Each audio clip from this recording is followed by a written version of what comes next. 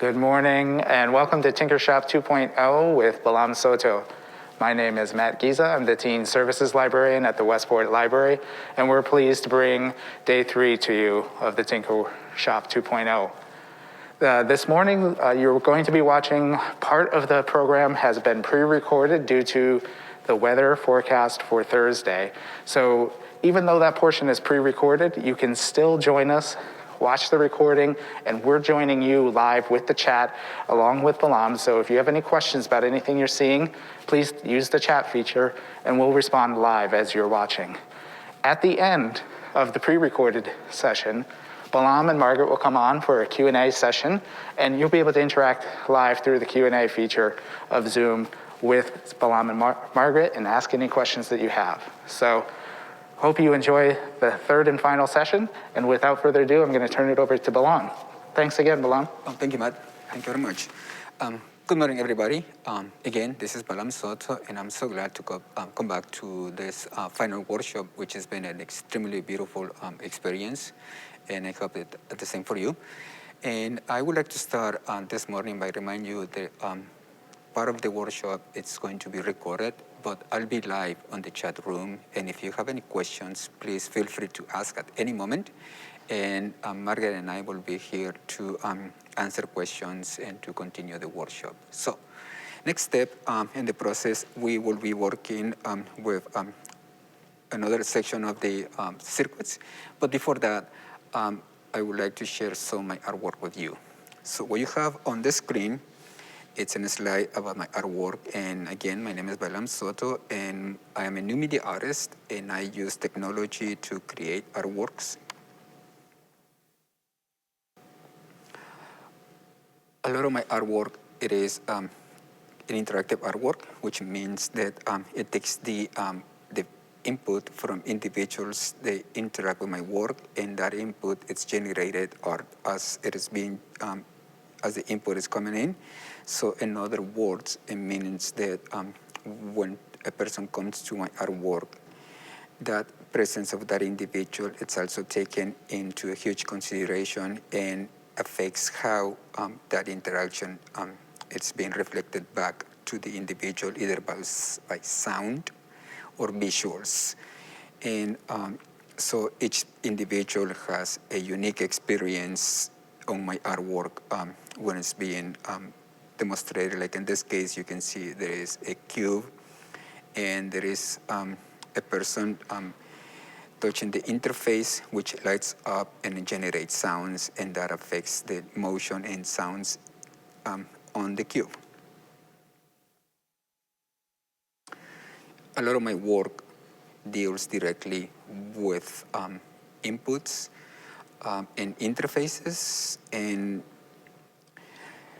lately I've been fascinated by the idea of an interface, especially since we are pretty much accustomed and very familiar with interfaces like iPads, touch devices, and other similarities. And that concept, it seems to translate real world with interactive art because of the nature of it and how the individuals that have been exposed to these technologies can easily translate that into an art piece. And that is something that I really enjoy, and I'm very fascinated in that process of interfaces. In my early works, I work mostly with physical computing, and it was because the nature of my artwork, it's basically correlated with the nature and advances of technological, digital technologies. And so my work, it's in constant evolution, and I really love that process of constantly changing to new models of interpretation of technology, and it gives me the opportunity to understand more how technology it is aiming towards a more humanistic element. And based on those ideas, I also have explored the ideas of working with interactive murals, where the concept of muralism, what is an static image, it is evolving to a more dynamic images. So in this case, when I was working with computer vision, and the camera was capturing the motion of the individuals and the location of the individuals in the system, and that generated graphics understanding what the individual was trying to achieve. In this case, this person was playing, throwing lights to the individual, and the software quickly understood that motion and started acting as in collaboration with the individual's thoughts and ideas they had originally before coming to the mural.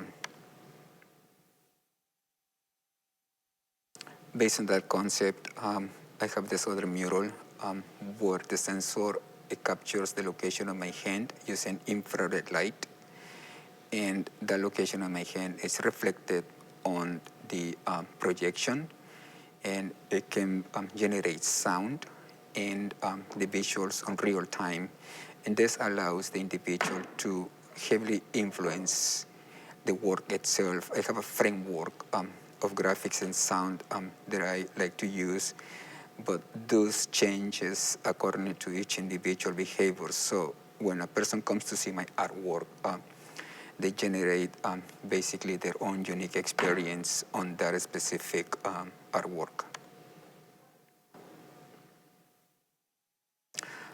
This is another view of a new iteration of that artwork, and it is a huge projection, and the sensor is capturing again the location of the individual's hand.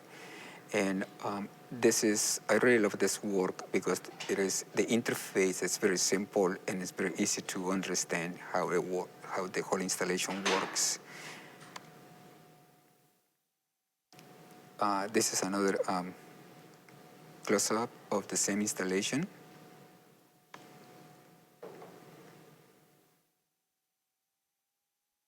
And this, it shows just the basic setup and how the artwork is without any human intervention or interaction with it.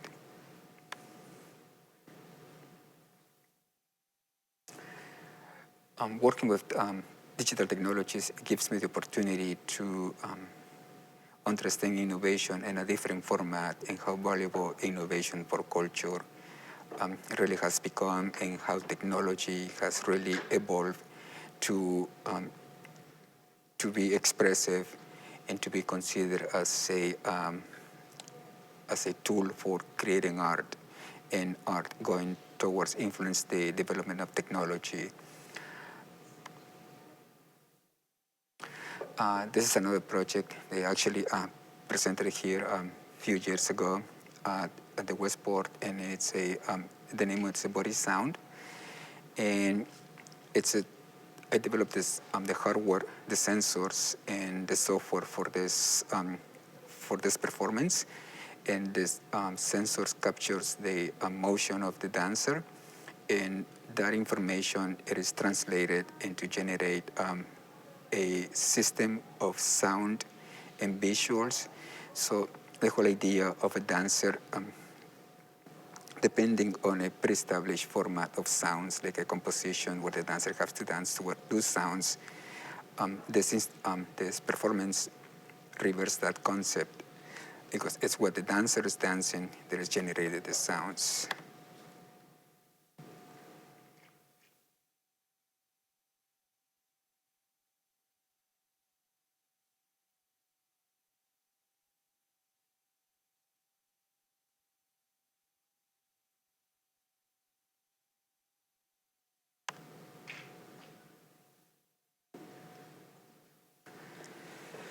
Another element of my work is how the interface evolves from the original idea to more simplistic interfaces, and how that reflects on the individuals and how they approach the artwork and how they understand the artwork in a different format, because the interface, it is friendly and it's intuitive.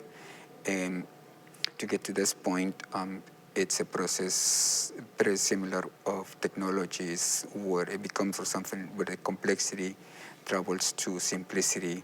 And that process, it's a process that I really love and enjoy to use in my artwork. So you can see some of my early artworks, even though I consider to be in a simplistic in the interface, they are evolving according to how technology evolves.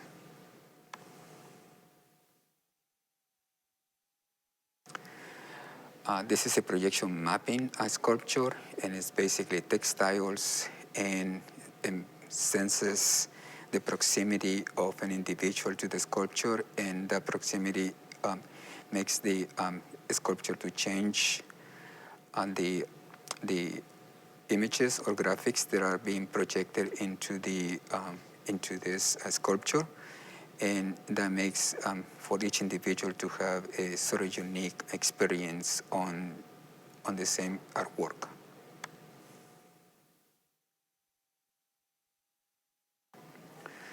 I also been working with artificial intelligence and to work in collaboration with machines. Artificial intelligence in art, it is another fascinating element that I work with lately with it, because it is bringing the idea of a collaboration between humans and machines, and how that collaboration can really lead to a very intricate and beautiful aesthetics and visualizations of algorithms. Actually, this graphic is generated by artificial intelligence, and later on at the end, I'm going to show you a video of the graphics. This is basically the same idea as I previously mentioned, using artificial intelligence to generate visuals. This is a collaboration between my influence, my input of the data, and the software that I developed to generate those graphics. And it is absolutely fantastic. How can we nowadays even consider working in collaboration with machines? The same. This is what's generated by artificial intelligence, and the data comes from data gathered from the internet.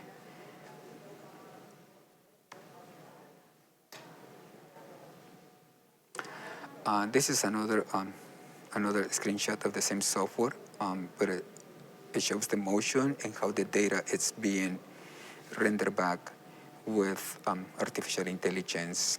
And I think one of the elements of artificial intelligence in art is that I can work in collaboration with algorithms that have some sort of decision making based on my original idea, and that idea gets translated into the software realm.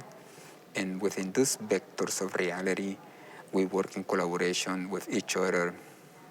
It's an absolutely fantastic and new experience for me. And the more that I think and use artificial intelligence, the more that I really see a potential for the creation of art. This is again another screenshot of the software. As you can see, the aesthetics that are generated are just extremely beautiful and fantastic.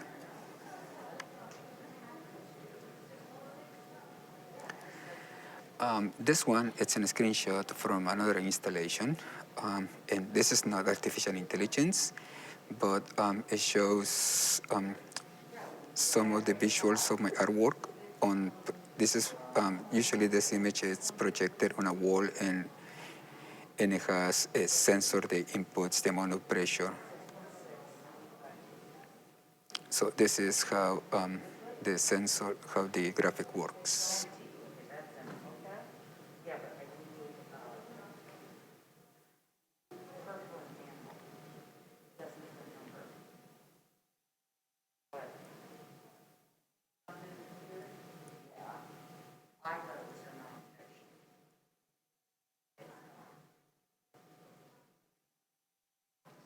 I love the fluidity of the visuals. Everything is in real time. And it's my software.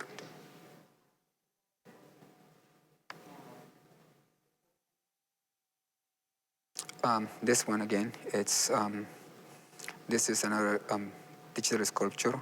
There is a move by sound and the motion of the pixels. It generates a soundscape. So all the sounds that you will hear on it are completely dependent on the location of the pixels.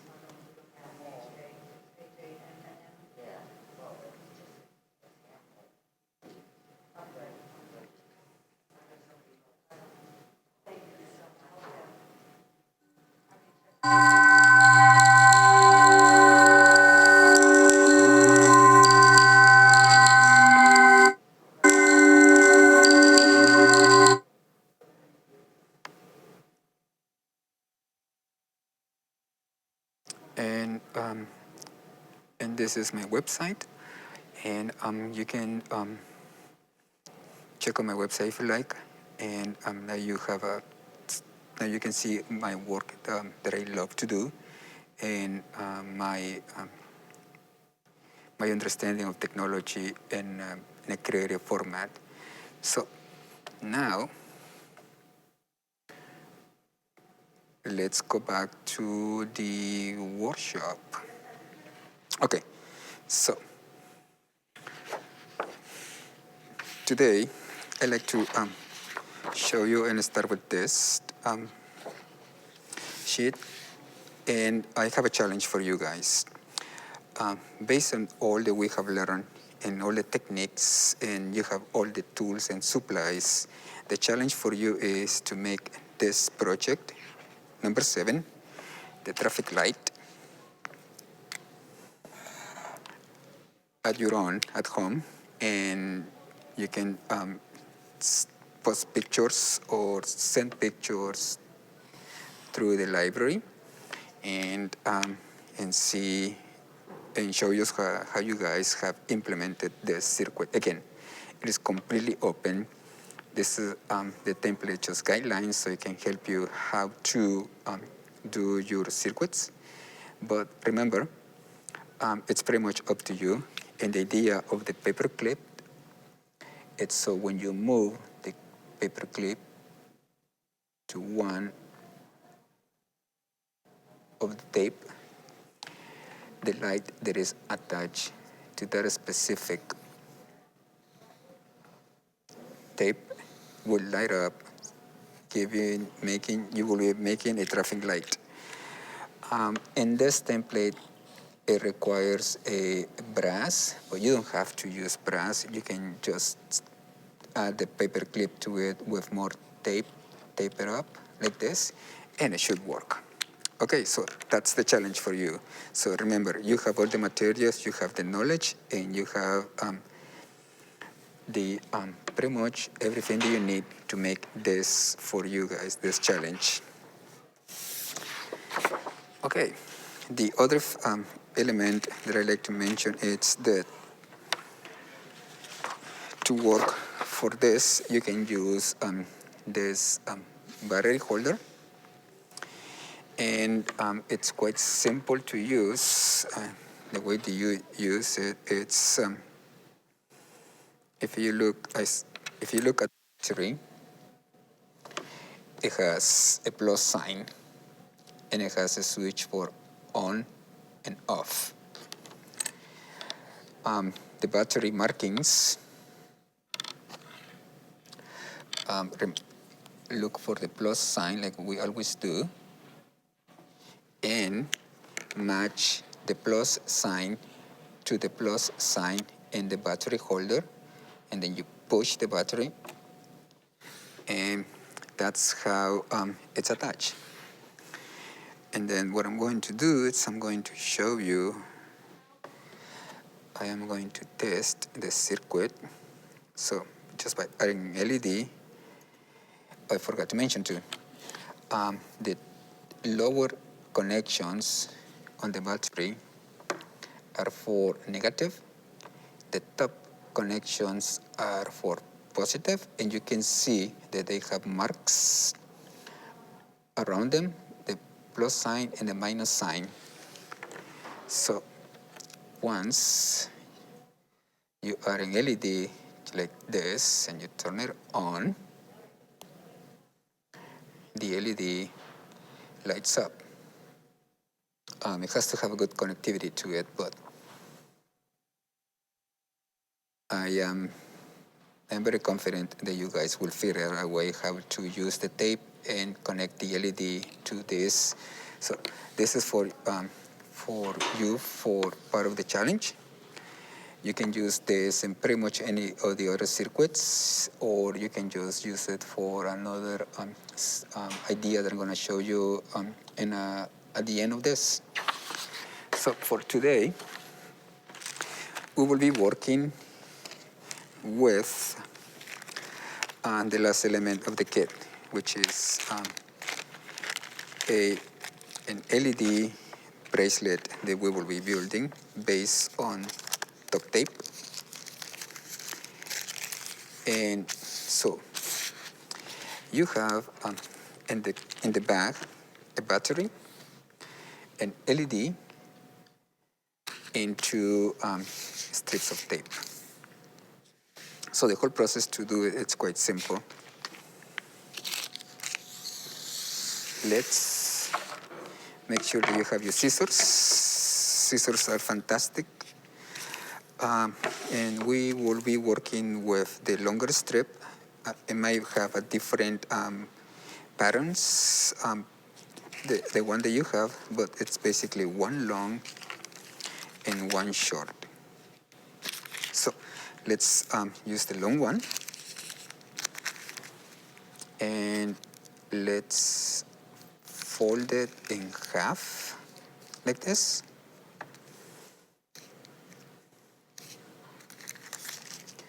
And once we have it folded in half, let's make a cut.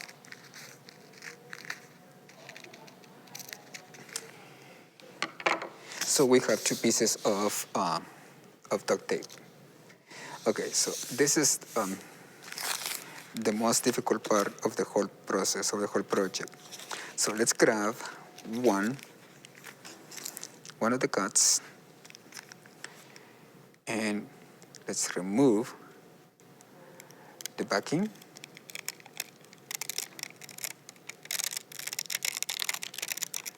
Slowly.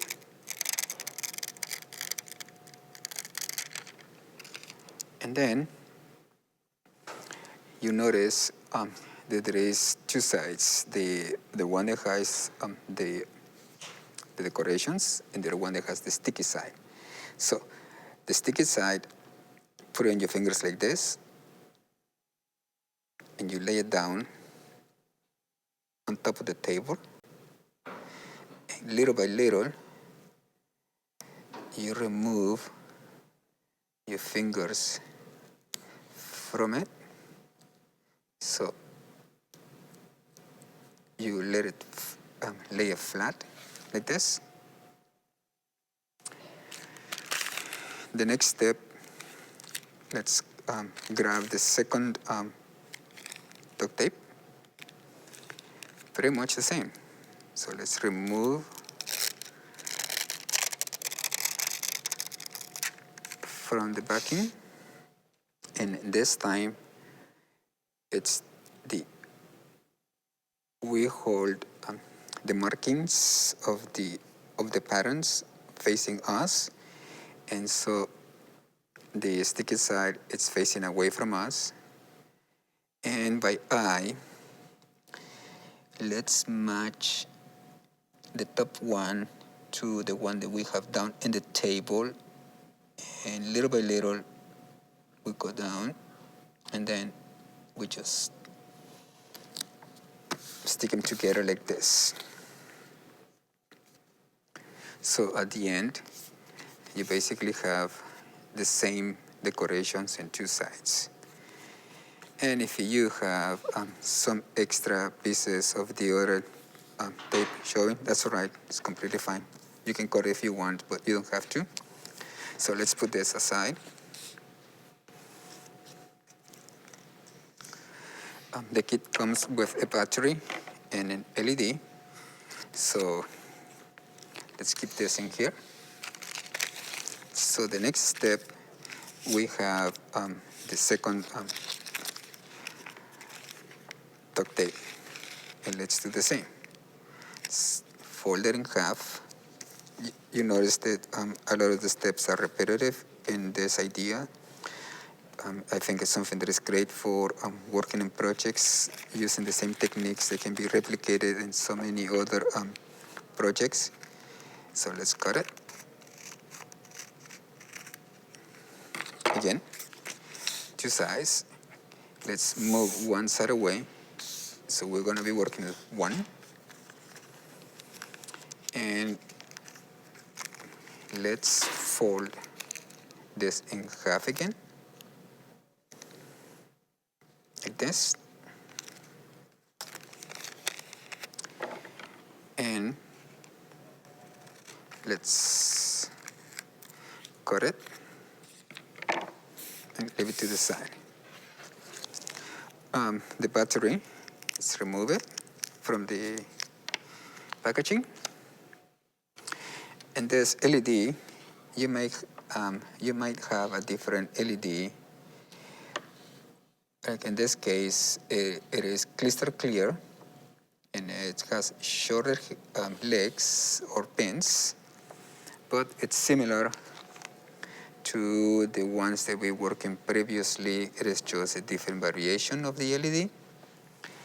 So let's look for the long pin and match the long pin to the positive side of the battery. And push it to be basically the LED flash towards the battery like this. And you see that this one blinks faster than the previous one that we have in previous projects. And I'll show it to you.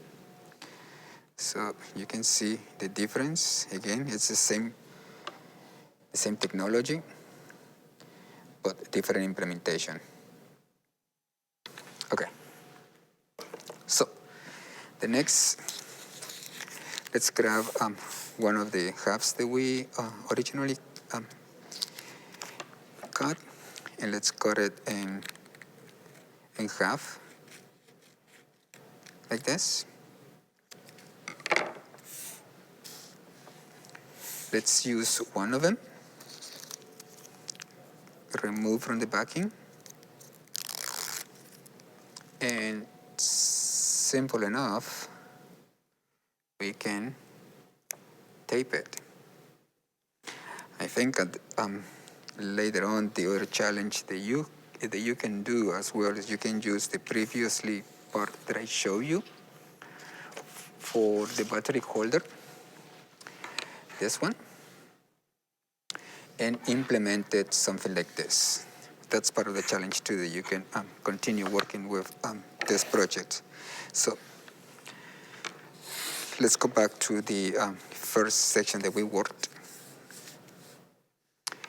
And let's add this to the center. You can center it exactly if you like horizontal and diagonal, and vertical. Or you can just set the LED to the edge of the tape like this. I think I'm going to leave mine like this. Grab the other section of tape.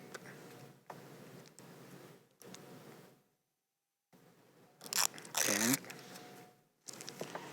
the next step is to, once this, tape it just like this. So you'll have something similar to this.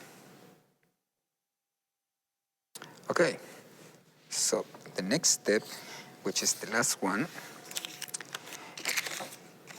let's go ahead and grab this, the other half that we cut, removed from the paper.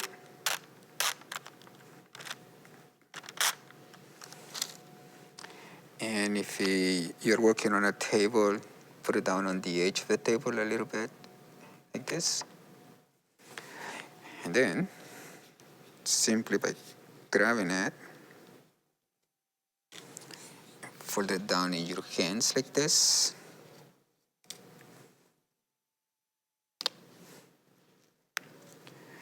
You can easily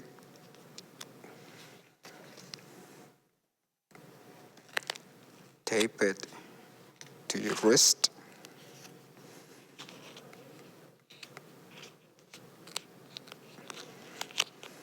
And it takes more skills to do this than to do the project. But there you go. You have a low technology bracelet in less than 5 minutes.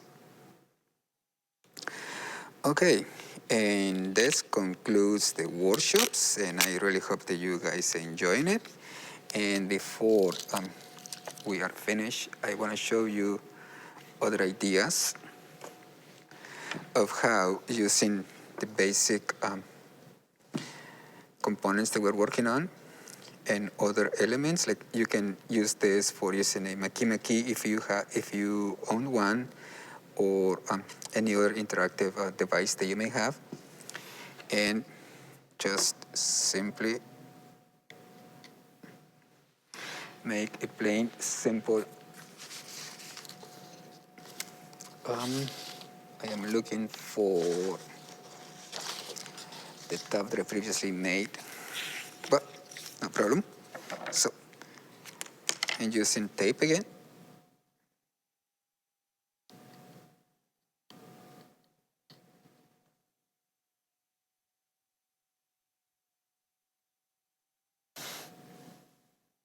Again.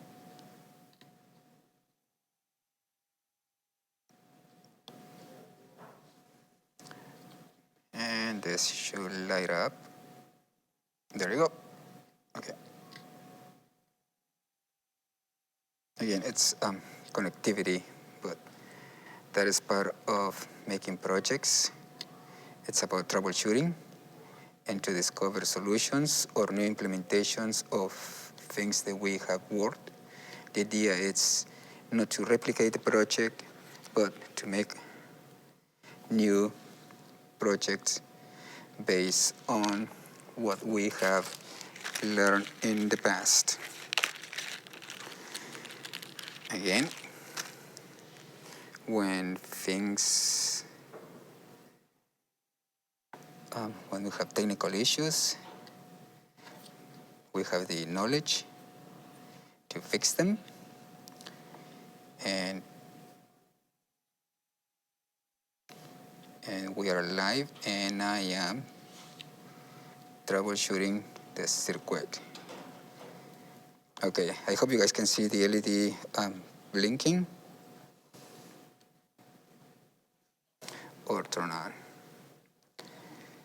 For some reason, I think maybe the battery that I'm using is dying, but you can see how using pretty much the same simple components, you can change the whole behavior of the circuit. Okay, guys, so I hope you really enjoyed this series of workshops, and we'll be here live answering your questions. You can ask questions about the projects or about my work, and Margaret and I will be more than happy to answer this. And I would like to take this opportunity to thank everybody involved at the Westport Library for making this possible, and thank you very much for all these wonderful things the library does, and for you and for the staff for these workshops. Thank you so much. Thank you, Balam. We're really happy that you have been here. And guys, just want to reiterate, this is the stoplight challenge. With all your skills that you've developed over the last 2 days, wire this so you can independently turn on each color in sequence. There's a little catch that we haven't told you about, but I'm sure you'll be able to figure it out. Also, if you have any questions when you're doing that, you can always email me, mpastel@westportlibrary.org, and we'll try to answer your questions. And also, if you do the finished project, send me a photo. We always like to share our patrons' achievements with other librarians and staff members because it's just so exciting. So now we're going to switch it up. No longer tape session, but Balam and I will have a little conversation and we will answer your questions as time allows, okay? So, Balam, let's start talking. Absolutely. Looking forward.